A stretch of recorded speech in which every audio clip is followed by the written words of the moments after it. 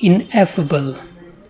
Ineffable means indescribable, too extraordinary to be put into words or beyond expression. Watching a beautiful sunset can evoke an ineffable sense of awe and wonder. Imagine holding a newborn baby in your arms.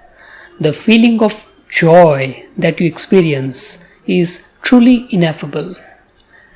When I visited the Salarjung Museum for the first time, I was struck by its ineffable collection.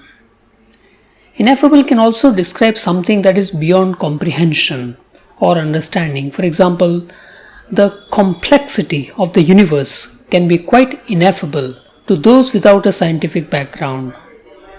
The adverb form is ineffably.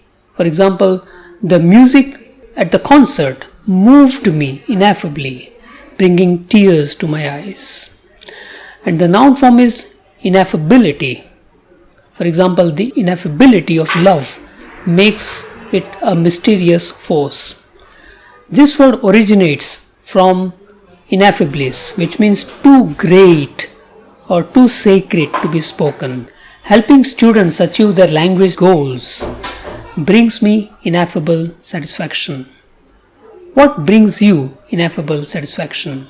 Please share in the comment below.